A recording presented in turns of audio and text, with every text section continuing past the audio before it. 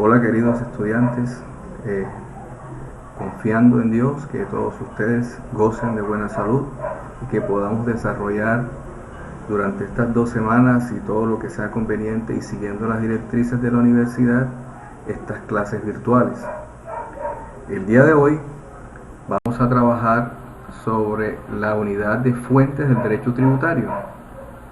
Específicamente vamos a hablar de la costumbre, de jurisprudencia, de principios generales del derecho y otros conceptos.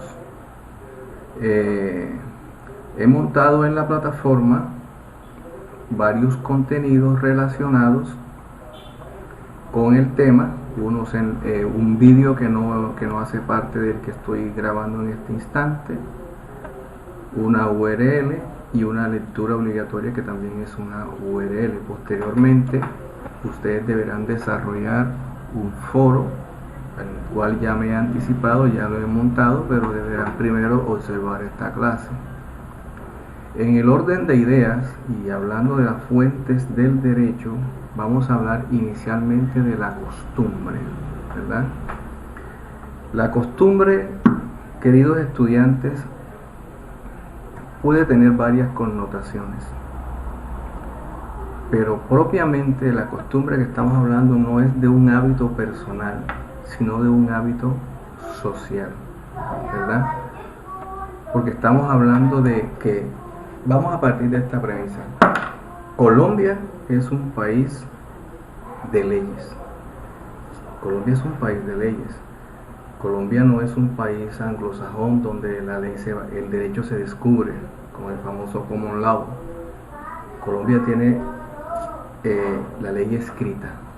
Sin embargo, cuando no existe una ley escrita que defina el actuar, el hacer, que penalice ciertas cosas que de alguna manera no están contempladas en una ley, surge la necesidad de utilizar la costumbre, la jurisprudencia o partir de los principios generales y fundamentales del derecho, ¿verdad?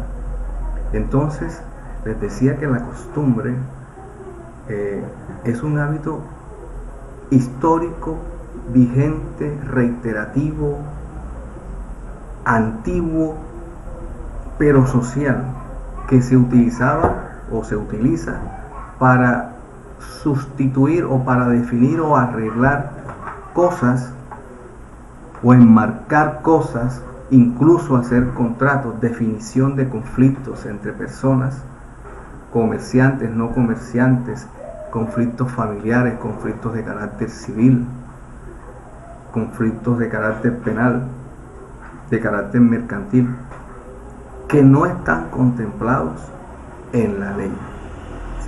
Debo decirles, antes de seguir hablando sobre la costumbre, que actualmente todo está debidamente escrito en nuestras leyes de familia, leyes civiles, leyes penales. Sin embargo, donde más hace falta y donde más aún no ha muerto, por decirlo de una manera, la costumbre es en el derecho mercantil o derecho comercial, que posteriormente estaremos en esta misma clase, estaremos haciendo unos ejemplos y hablando puntualmente del caso, y que nos compete mucho a nosotros en el aspecto sobre todo que somos profesionales de la contaduría pública. Incluso también le compete a los administradores financieros o administradores de empresas.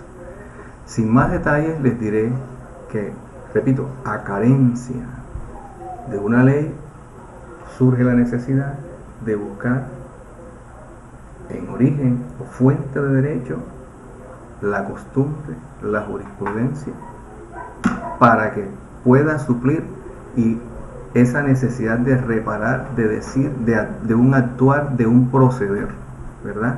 Quizás ahora que hagamos un ejemplo entenderemos mucho mejor lo que tratamos de decir.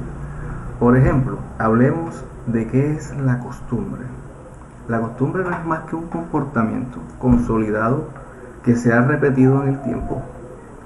Es una conducta social es una práctica social, es la forma como comúnmente las personas han hecho las cosas. Si nosotros, por ejemplo, los que les gusta ver las películas, o los que les gusta la historia incluso, para ser más puntuales, podemos decir que eso se está remontando a la época del Imperio Romano. El Imperio Romano, a pesar de que su forma económica era más militar que mercantil, que otra cosa, era más militar, era de conquista, los pueblos que ellos conquistaban sí actuaban a través de la costumbre para tomar decisiones mercantiles, por ejemplo, para hacer su mercadeo. Y si aterrizaban, y así, a través de esa serie de costumbres, como ellos arreglaban los problemas, como ellos podían penalizar un delito, como ellos podían determinar cómo se podía efectuar un pago, cómo se arreglaba un problema familiar. O sea, a través de todas esas series de costumbres que tenían sus ancestros y que ellos seguían manteniendo, y a carencia de ley, porque la ley no existía, era que se tomaban las decisiones, ¿verdad? Ahora bien, de hecho, la costumbre fue la primera fuente del derecho y nació el derecho civil. Aterrizando en nuestros tiempos y contextualizando, les puedo decir, que lo que aún se mantiene, hablando de costumbre, es las prácticas, no puedo hablar de tradiciones, sino prácticas, costumbres, conductas y formas de actuar en el derecho mercantil. ¿Por qué? Porque hay una cantidad de cosas que aún no están reguladas, y entonces la manera de regularlas, no están reguladas en una ley, y la manera de regularlas, de actuar, de proceder, de favorecer, de arreglar un problema, es apelando a la costumbre. Si nosotros, por ejemplo, nos vamos a cualquier cámara de comercio, podemos ir, aquí lo puedo googlear delante de ustedes, por ejemplo, aquí tengo incluso 2 enlaces a la Cámara de Comercio de Bogotá. Vamos a encontrar una base de datos donde ellos ya tienen relacionados y tienen tabulados a través de investigaciones, obviamente, y no solamente la tienen tabulada y registrada, sino que también la certifican. Esto, digamos que es una forma que puede utilizar cualquier comerciante para dar prueba de que ese proceder que él tiene, ese actuar que él tiene, es válido y reconocido socialmente, que si bien es cierto, no está registrado en la ley, es el actuar normal de todo en una plaza. Hablando de plaza, hablo de un mercado, ¿no? De una localidad, de un municipio, incluso de un país, ¿verdad?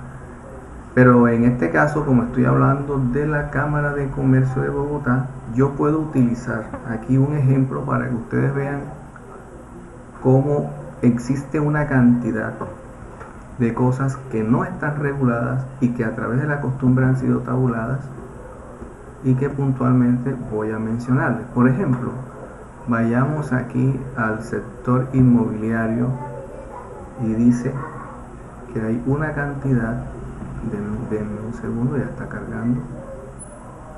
Dice aquí: en Bogotá, Distrito Capital, existe costumbre mercantil entre los arrendatarios de locales comerciales de pagar los cánones de arrendamiento por mensualidades anticipadas durante 5 primeros días comunes de cada mes. Esa es una costumbre. ¿Sí? Eso no está escrito en ninguna ley, pero es una costumbre.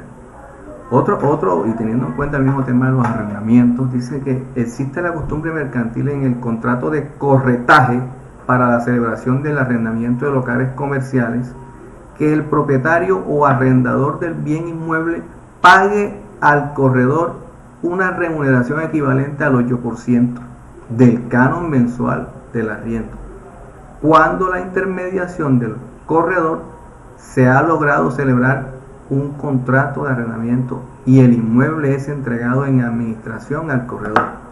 ¿Sí? De esta manera podemos ver nosotros que esta información que nosotros estamos apreciando aquí, bueno, que yo les estoy leyendo, perdón, son una serie de costumbres simplemente. Nosotros podemos hablar de otro tema que quizás no sea el inmobiliario y que pueda ser más simple. Yo puedo, por ejemplo, hacer referencia a algo que todos conocemos y que lo he visto hace unos días en un sitio web mientras hacía unas consultas para ustedes. El famoso check-in de los hoteles. ¿Cuándo se cierra el día? ¿Cuándo hacen el check-in? ¿Cuándo hay cambio cuándo se cierra esas 24 horas? Pues en nuestro país y en casi todos los hoteles a las 3 de la tarde, ¿verdad? No, y a partir de las 3 de la tarde empieza a correr el otro día. ¿Se entiende?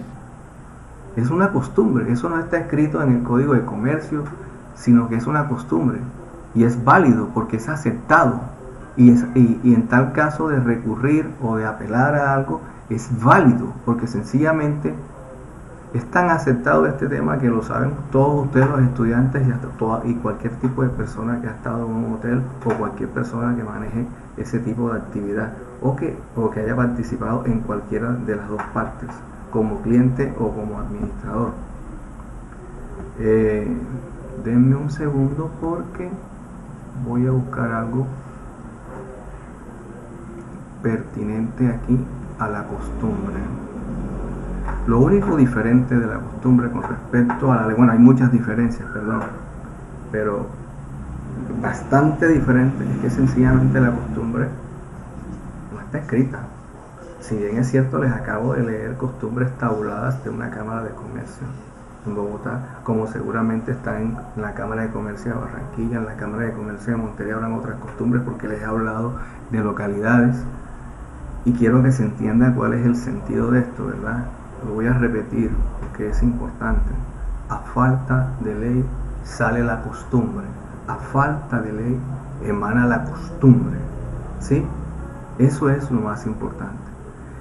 ¿Y cómo se da el tema de la costumbre? La costumbre se da a partir de voz a voz, a partir de voz a voz, porque no estamos hablando, como no está escrito, es porque toda esa serie de personas que han incurrido a través de la historia en esa cantidad de actividades han desarrollado eso y lo han ido comunicando, y a través de los contratos de todo tipo de actividad que han desarrollado se ha vuelto popular, se ha publicitado de esa manera. Así es que se conoce, de voz a voz. La palabra que yo no puedo utilizar aquí es la palabra tradición, porque la tradición es otra cosa, pero sí es la costumbre. Si ustedes tienen una duda a raíz de lo que he dicho de la costumbre como primera fuente del derecho, pues lo que tienen que hacer es escribirme al correo electrónico y allí les despejaré todo tipo de dudas. También me pueden escribir al WhatsApp en los grupos que hemos creado, pueden llamarme directamente o sencillamente hacerme la consulta ahora que voy a estar en línea en cualquiera de estos días. Recuerden, quiero recordarles que nosotros vamos a estar en un estado en línea en el horario normal de las clases, particularmente que estamos hablando de 6 de la tarde a 8 de la noche. Yo voy a estar disponible. Sé que este primer día no va a ser tan sencillo, tan fácil, porque apenas nos estamos enterando, pero ya a partir de mañana, cualquier otro día, aunque no sea el mismo día, ustedes podrán llamar y consultar y decir lo que necesiten. Pasemos entonces, ya que quede claro que ustedes deberán escribir cualquier tipo de duda que tengan. Pasemos entonces a hablar un poco de jurisprudencia. En una clase que tuve con ustedes, yo hice aunque no estaban todos, hice un pequeño ejemplo del tema de la jurisprudencia. La jurisprudencia no es más que la serie de decisiones que han tomado los jueces en favor o no acerca de un tema, ¿sí? Pero relativamente cuando hacemos eh, hablamos de la jurisprudencia, qué fallos ha tenido los jueces acerca de un tema en específico, ¿sí? Por ejemplo, y que también, como les decía anteriormente, quizás no esté reglamentado. En este caso, no está reglamentado o normalizado o escrito en una ley. En este caso voy a hablar un poco de legislación laboral, que fue el ejemplo que dije para pocos estudiantes. Alguna vez se habló de que, o se habla y se da el caso de que las personas, los señores empleados, se les congela el sueldo, ¿verdad?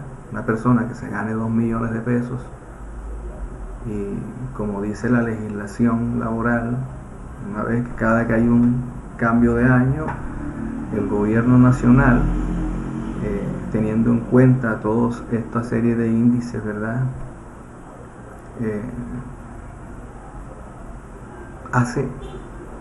Emite un porcentaje específico para hacer el ajuste salarial para el salario mínimo. Que quede claro que eso se llama ajuste salarial, más no aumento, que eso sí se los expliqué claramente a ustedes. Un ajuste salarial, ¿verdad? Y que eso, según la legislación, es obligatorio para todas las personas que devengan el salario mínimo. Entonces, puntualmente aquí el tema es que quienes tienen derecho, según la ley y la legislación laboral, son todas aquellas personas que ganen el salario mínimo o menos de 2 salarios mínimos. Ese ajuste es para ellos. Sin embargo, el ejemplo que yo les daba es que ese tema de congelar los sueldos, según la jurisprudencia, los fallos que han dado los jueces, no es justo. ¿Por qué no es justo? Porque cada que pasa un año y en base a la pérdida del valor adquisitivo del dinero, nuestra calidad de vida va a disminuir si mantenemos el mismo salario. ¿Sí? Lo voy a repetir de otra manera. Si yo me ganaba 2 millones de pesos el año pasado y me mantienen ese salario este año, debido a factores como la inflación, ¿verdad?, que básicamente es el índice que más hace que hagan los ajustes salariales, a esa subida acelerada de los precios, el dinero que yo tenía y con lo que compraba el año pasado no me va a alcanzar para comprar este año. Entonces mi calidad de vida va a disminuir. Por tal razón, ese tema de congelamiento de sueldos, la jurisprudencia se ha pronunciado y dice que por lo menos a las personas deben ajustarle el índice de precios del consumidor. Entonces, de alguna manera no se lo pueden congelar dejándoselo única y exclusivamente con ese valor inicial. Tienen que hacerle un ajuste, aunque no ganen el mínimo. Fíjense, esto es lo que se llama, ahí no está escrito en la ley, pero es la misma ley, a través de la jurisprudencia, de lo que se ha basado unos señores jueces para determinar y dictar justicia. Entonces aquí ese ejemplo práctico también me dice, está bien, es cierto, no está escrito tácitamente en la legislación laboral, pero sí se han pronunciado los jueces y en favor de nosotros. ¿Y qué tienen que hacer en favor de nosotros? ¿Quiénes? Los señores empleados. ¿Y qué tienen que hacer entonces los señores los señores empresarios? Hacerle un ajuste salarial en función del IPC. Pero no se puede congelar el sueldo, pero se puede apelar. En caso de demanda ya tenemos un punto allí de debate, ¿verdad? Entonces, hasta aquí hemos hablado de costumbre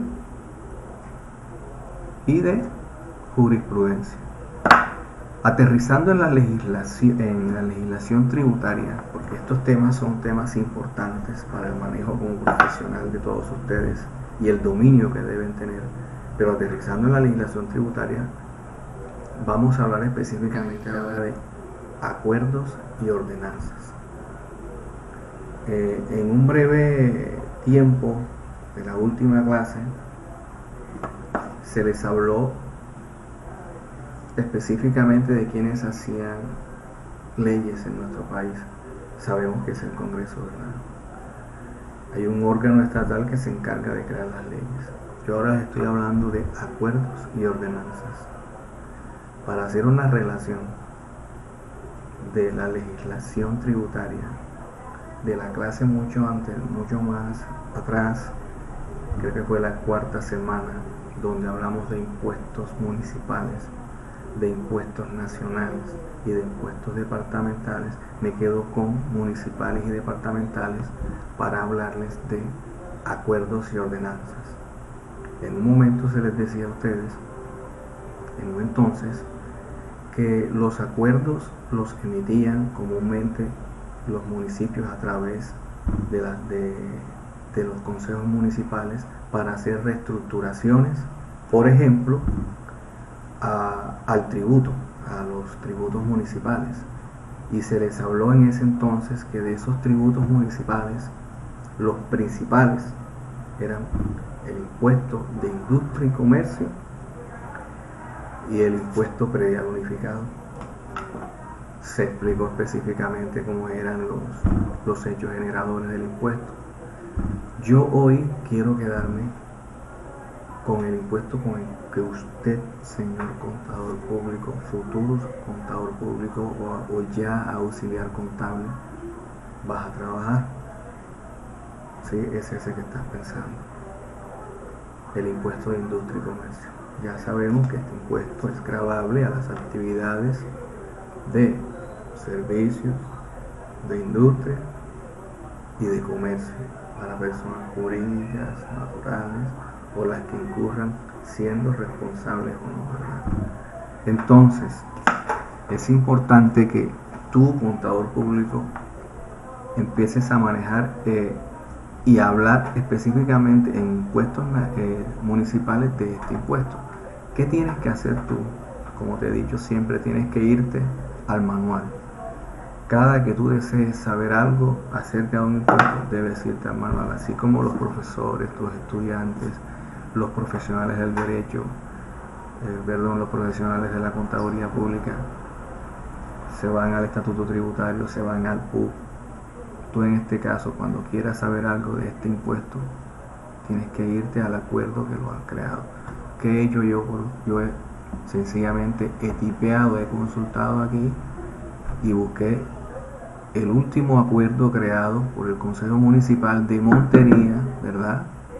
Donde dice que el último acuerdo donde hicieron unos ajustes en tema de impuestos fue en el acuerdo 078 de 2017 de diciembre 29,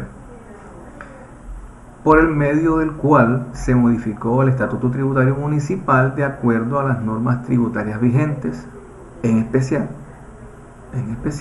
la Ley 1819 de 2016. De igual manera, se hizo una recopilación de acuerdos municipales con incidencia en el sistema tributario municipal y que ya habían sido promulgados con posterioridad en acuerdos anteriores como el 053 de 2012.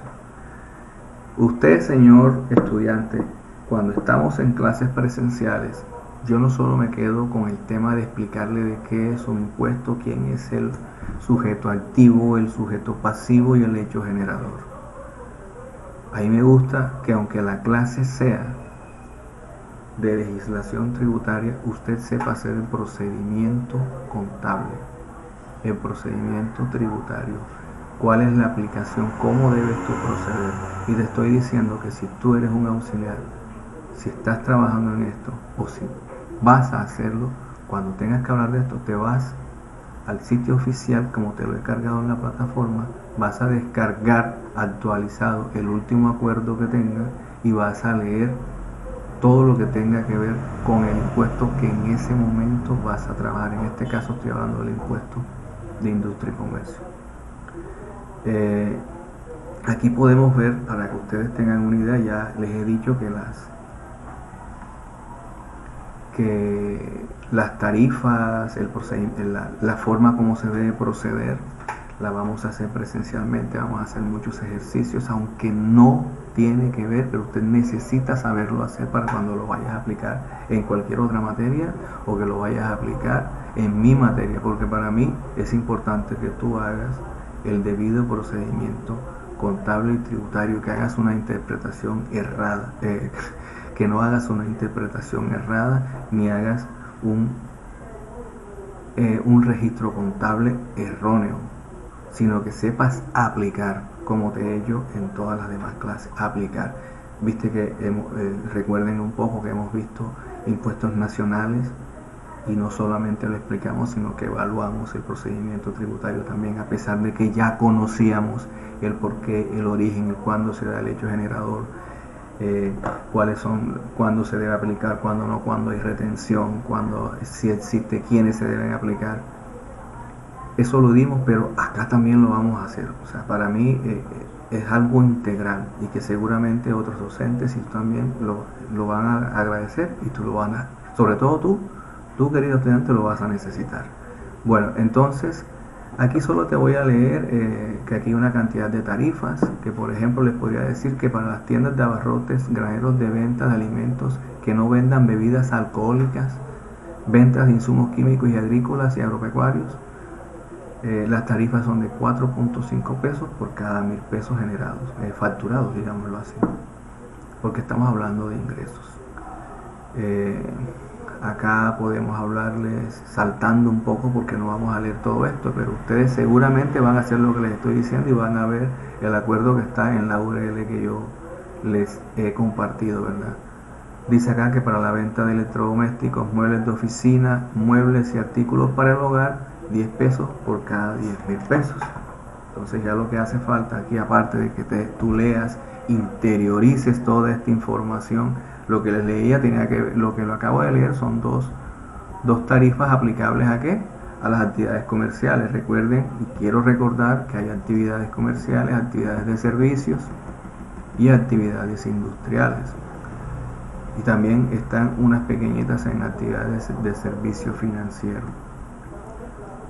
Denme un segundo, respiren para ver lo que sigue a continuación. ¿Qué falta por decirles? Bueno, ya creo que se infiere, ¿verdad?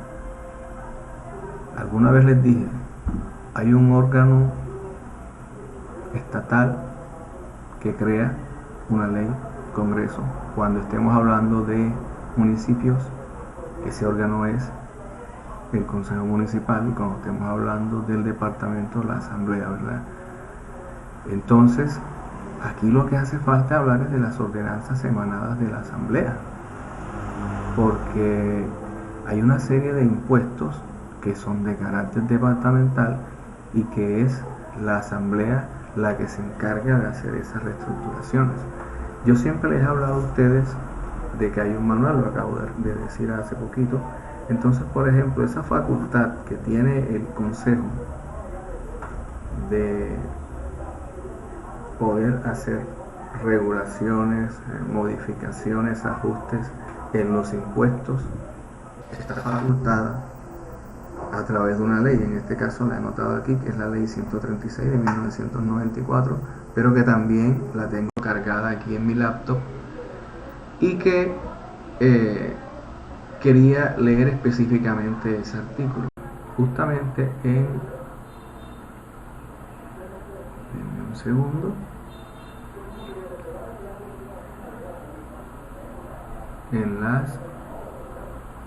hay funciones, pero hay funciones, atribuciones. Con respecto al Consejo, tiene unas atribuciones. Esas atribuciones es precisamente de las que yo le he hablado, y la que nos compete a nosotros es la 7 del artículo 32, que se llama atribuciones, y dice así: el Consejo deberá establecer, reformar o eliminar tributos, contribuciones, impuestos y sobretasas de conformidad con la ley. Entonces, en esta ley, la ley 136 de 1994, se faculta una cantidad de cosas para la creación de municipios, atribuciones, funciones, derechos, pero puntualmente yo les he leído el punto 7 de las atribuciones. Entonces, ¿por qué lo he hecho? Porque les digo, cómo inicié la clase. Colombia es un país de leyes. El municipio no hace esto por hacerlo, sino porque está facultado por la ley. Lo propio ocurre con la asamblea. La asamblea, todo lo que hace es y hablando de impuestos, de legislación tributaria, porque no podemos perder el horizonte, está facultado en la ley. Solo si está facultado en la ley es que ellos proceden. Yo quería decirles algo puntual ahora para redondear, para hacer conclusiones. Nosotros iniciamos hablando de costumbre, iniciamos hablando de jurisprudencia, luego les dije que teníamos que aterrizar en la legislación tributaria y quería que quede claro algo. Actualmente en los diferentes derechos que existen, derechos de responsabilidad civil, de familia, derecho penal, derecho mercantil, en donde en Colombia aún se utiliza la costumbre, es en el derecho mercantil. Por eso hice mucho énfasis en él. O sea, eso debe quedarles claro. ¿Sí? Eso debe quedarles claro. Hay una cantidad de conceptos que están más ajustados al conocimiento general del profesional, pero en la práctica y en la aplicabilidad de tu profesión debes saber que todo está escrito en materia de legislación tributaria. En materia de legislación tributaria, todo está escrito. Ustedes, como estudiantes, como ciudadanos, han sufrido, han vivido modificaciones varias y sobre todo en los últimos tiempos. Ya se los expliqué en la última ley de crecimiento, si voy en orden cronológico descendente, ley de financiamiento, y así podemos llegar a todas las, llamémoslas, reformas tributarias que hemos tenido, expansivas o no expansivas, hablando de economía. Pero ustedes se han dado cuenta que no existe un movimiento tributario que no esté tácito, explícito, escrito dentro de nuestras leyes. ¿Sí? Entonces aquí el tema de la costumbre, aterrizando, y es la tercera vez que lo digo, aterrizando en nuestra materia, no aparece. Aparece solo si estamos hablando desde la perspectiva del administrador de empresas que tiene como obligación dirigir un negocio comercial y por allá tendrá que hacer algún tipo de actividades donde algo no esté regulado y va a hacer algún tipo de proceso contractual, y lo que no esté en la ley debe tenerlo en cuenta en la costumbre. Y si tú eres ese administrador financiero que estás enfrente de eso, porque no estás atado a ser un tenedor de libros, recuerda, siempre te lo digo, si tú eres ese asesor, debes saber también, o sea, tú tienes que saber todo esto porque tú vas a ser un administrador financiero, tú vas a ser un contador que puede ser tenedor, tú vas a ser un revisor fiscal, tú vas a ser un auditor. Y en cualquiera de estas profesiones o de este hacer, más bien del hacer, vas a necesitar todo este conocimiento profundo. Entonces, concluyo diciéndote que necesitas manejar todo este conocimiento. Los he escuchado hablar muchas veces y hasta los he reconvenido con que algunas cosas son de relleno. Eso no existe, no existe una sola materia que sea de relleno, ni en esta universidad ni en otra, aunque esta es una de las mejores debido a que incluso estamos certificados. No existe materia de relleno, todo el conocimiento es transversal.